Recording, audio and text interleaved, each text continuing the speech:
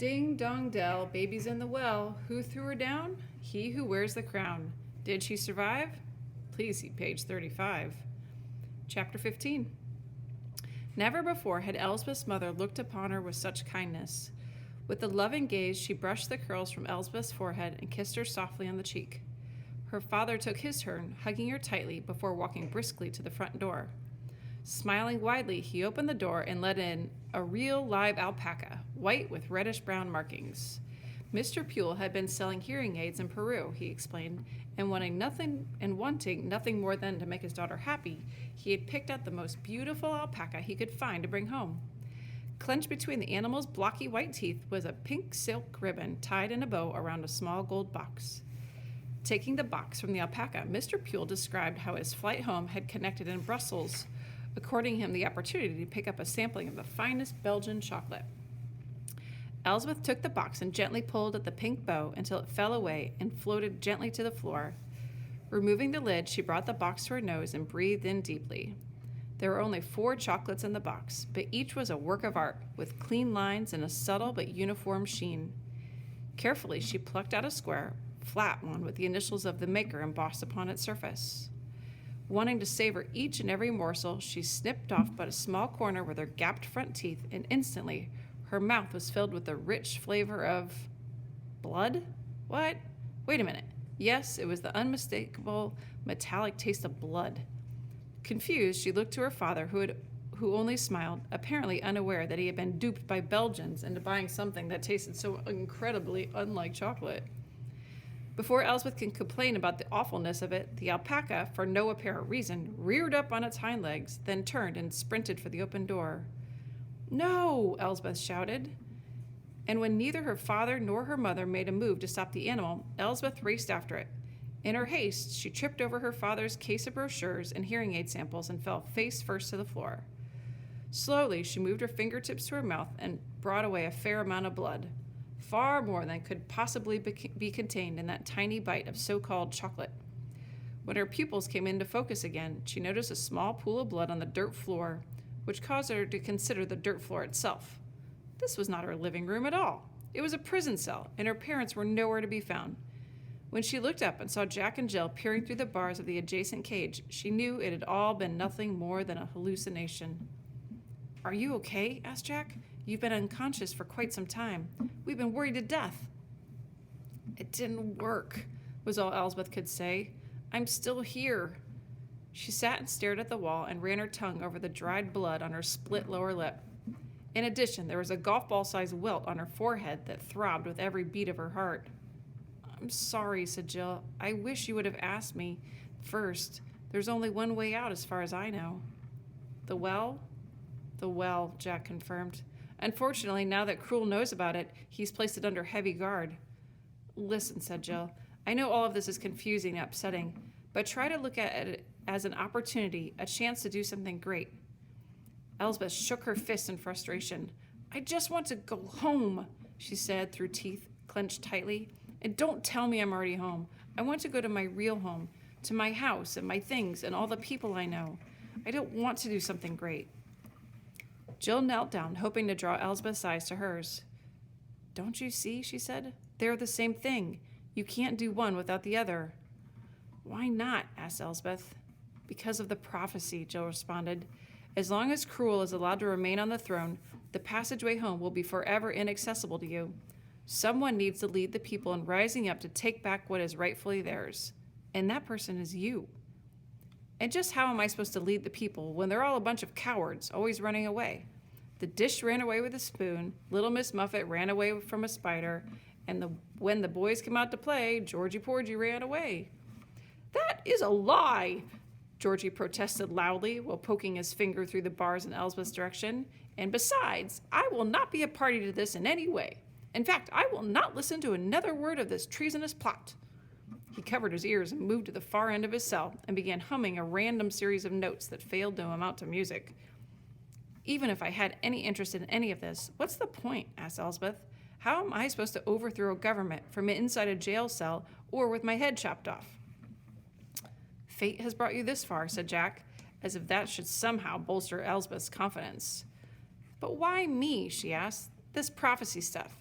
I don't get it. I'm an 11-year-old kid. There's nothing special about me. Don't be foolish, Jill whispered. There's plenty that's special about you. Things you don't even know about. I have no friends, said Elsbeth. With those words came tears, but Elsbeth, with years of practice, managed to gulp them back down. How special could someone with no friends be? That tells me only that you're misunderstood, said Jill. Don't you think it's possible that you could be so misunderstood because you've been living for so long in a world that's not your own? I don't know. I suppose, said Elsbeth. She dug a morsel of dirt from the floor and rolled it between her thumb and forefinger. Whether you believe it or not, you are meant to do great things, whispered Jill. I'm sorry, but I don't believe it, said Elsbeth. I'm sure you're very nice people and everything, but it all sounds like a bunch of nonsense to me. Still, if it's the only way for me to get home, then I guess I have no choice. So, are you saying you'll do it? Asked Jack hopefully. Elsbeth sighed and looked first at the ground and then back to Jack and Jill's expectant faces. Okay, she said in a resigned sort of way. I'll do it. That is if we can get out of here somehow before we lose our heads. The smiles that covered Jack and Jill's faces were of both happiness and pride. I knew she'd come through, Jack beamed. I knew she would save us. A born hero, didn't I tell you? Jack's boasting might have gone on indefinitely, if not for the sudden sound of heavy footsteps approaching. The prison door pushed open, and in walked the 4 guards from the day before.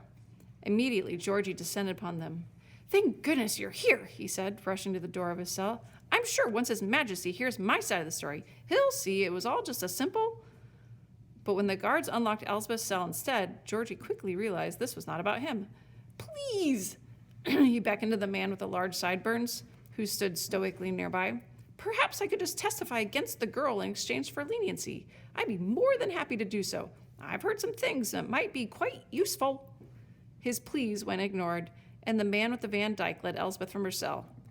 Elsbeth Pule, he announced loudly, you are hereby summoned to appear in the royal court of His Highness, King Cruel, ruler of all the land, lord of the seas and moon, Duke of Banbury Cross, Baron of Gotham, royal knight, companion of the most noble order of silver bells and cockleshells, Earl of St. Ives, great steward of the pumpkin eaters, Knight Grand Cross of the most honorable order of Knick-Knack Paddywhack, and royal grand champion of the order of pickled peppers. When he had finally finished his pronouncement, Elsbeth looked at the man and said, Okay, seriously, are you as tired of saying all of that as I am of hearing it?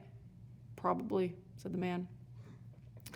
By the time the guards led Elsbeth out of the dungeon, across the breezy plaza, down a series of narrow hallways, and into the courtroom, it was abuzz with spectators, all anxious for a look at the young traitor. The same eyes that had looked upon her with what she thought had been envy only the night before now seemed full of scorn. She tried her best to avert the piercing stares and found plenty upon which to focus. An entire wall of the room was draped in several enormous floor-to-ceiling tapestries featuring very flattering likenesses of the king. An oversized table and chair, placed upon an elevated platform, presumably for the judge, sat vacant now, and Elsbeth was led to a wooden bench that seemed to have been reserved for her alone. Sitting on another bench to her right was a man dressed in a dark blue suit, his thick hair combed back, straight and tight. A longer look caused Elsbeth to consider the fact that the man bore a strong resemblance to Cruel. With a bang, a side door flew open, and in hurried a man looking very much like George Washington after having just been mugged.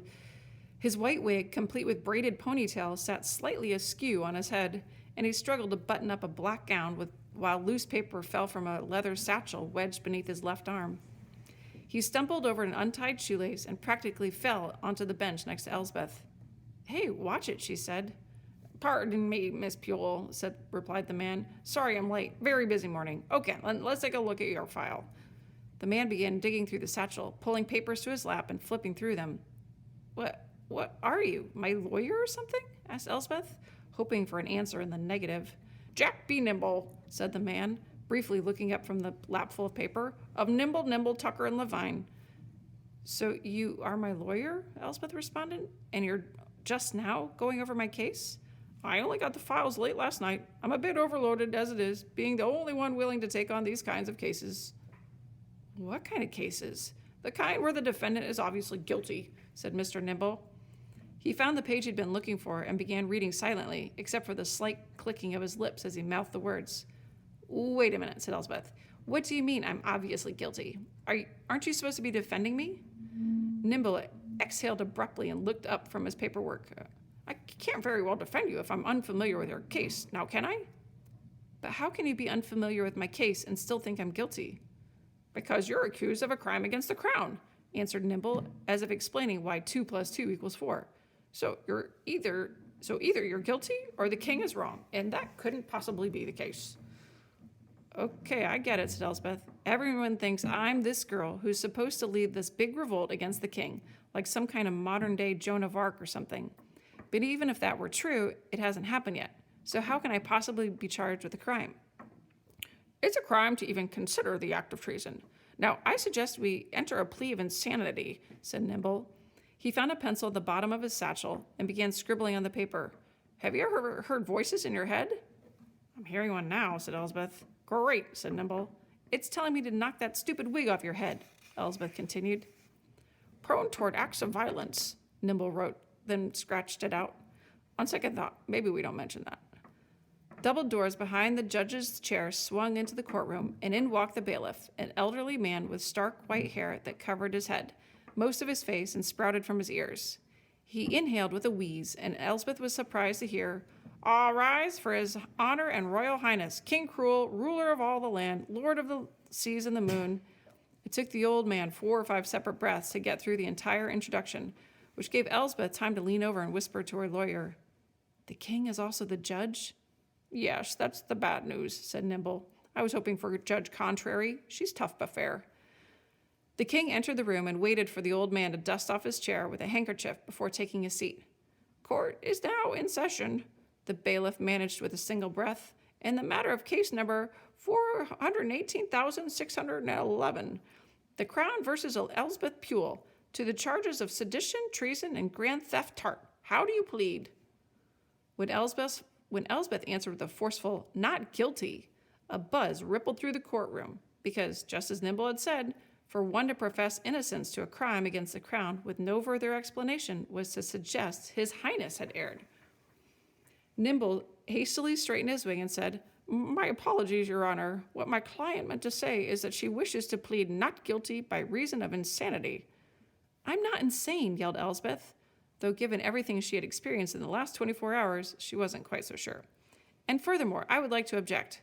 That's my job, said Nimble.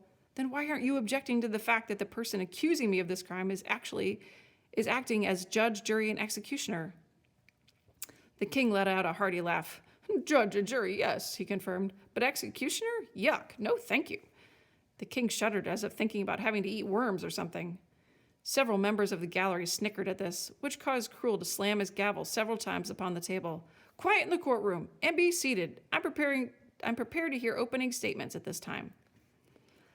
All in the courtroom took their seats, except for the man with the slicked back hair.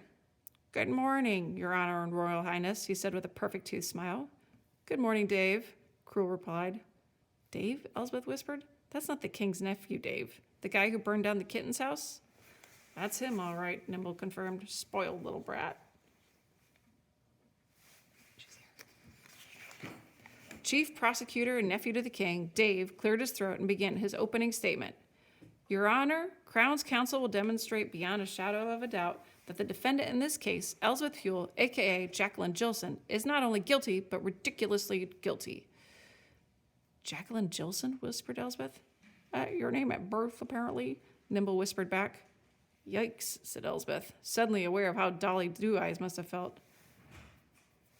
We are confident that when all the facts of the case are presented, His Honor and Highness will have no choice but to convict on all charges. Thank you. The king's nephew took his seat, and Cruel turned to Elsbeth's lawyer with a look of extreme disinterest. Mr. Nimble, he said, the court will now hear your opening statement. As Nimble stood, Elsbeth sighed and muttered, This ought to be good. Your Honor and Majesty, Nimble began, of course my client is guilty, but should not be held accountable because she is completely and totally insane. In fact, she's so insane that despite all the evidence pointing to her insanity, she actually believes that she is not. I mean, really, how crazy and deluded is that? Anyway, it is our intention to prove that this, beyond all doubt, thank you. Nimble retook his seat, and Elsbeth leaned in and hissed, I told you I am not insane. Yes, brilliant, said Nimble. Keep denying it. As I said, it makes you look even crazier. Quiet, please, Cruel ordered. The prosecution may call for its first witness. And let's make this quick. I intend to be out on the golf course by noon. Yes, Uncle Cruel, excuse me, Your Honor, said the prosecutor. At this time, the Crown wishes to call to the stand Elsbeth Puhle. While refusing to testify might have been the prudent thing to do, Elsbeth was anxious to tell her side of the story, and she quickly rose and walked to the witness stand, a small wooden chair resting meekly in the shadow of the judge's table. Before she could take her seat, the bailiff stood before her and raised his right hand. Elsbeth had seen enough courtroom dramas on TV to know what was expected of her. She rolled her eyes, then raised her right hand as well. Do you swear to tell the truth, the whole truth, and nothing but the truth, so help you cruel? Asked the bailiff. So help me cruel? Elsbeth answered with a sneer. Seriously? Quite serious, ma'am, the bailiff replied. Sure, said Elsbeth, just wanting to sit down and get it over with. So help me cruel. She plopped onto the seat as the king's nephew swaggered closer. Good morning, Miss Puhle, he said with a greasy smile. Yeah, whatever, said Elsbeth, her eyes still angled toward the ceiling. Please state for the court your current occupation. What? Said Elsbeth. I'm 11. I'm a student. Oh, an intellectual, said Dave, with eyebrows raised in a way that suggested mockery. Isn't it true, Miss Puhle, that you have been planning the overthrow of my uncle's government since you were a small child? There's nothing true about it, Elsbeth insisted. I've had far more important things to do, like going to school, playing chess, and stuff like that. Dave sauntered back to the bench to retrieve a large leather-bound book, then held it aloft as he walked back toward the witness stand. The Crown would like to mark this as Exhibit A. He handed the book to Elsbeth, and she immediately recognized it as a copy of the same book Bo Peep had presented to her. Please turn to page 35. Elsbeth's heart began to race. She sat and stared at the book resting in her lap. No, said Elsbeth softly. Aggressively, Dave leaned over and snatched the book away. Fine, he said. Allow me. He flipped through the pages, fanned the book open, and handed it back to Elsbeth. Now, he said, tell me what you see. Elsbeth just stared into Dave's soulless eyes. As much as she despised the look of him, it was far better, she sensed, than what loomed below on page 35. What's the matter, Miss Puhle? Said Dave, addressing her while facing the gallery. Are you afraid of what you might find? I'm not afraid of anything, Elsbeth asserted. Really? Said Dave. Then why don't you prove it? Go on, take a look.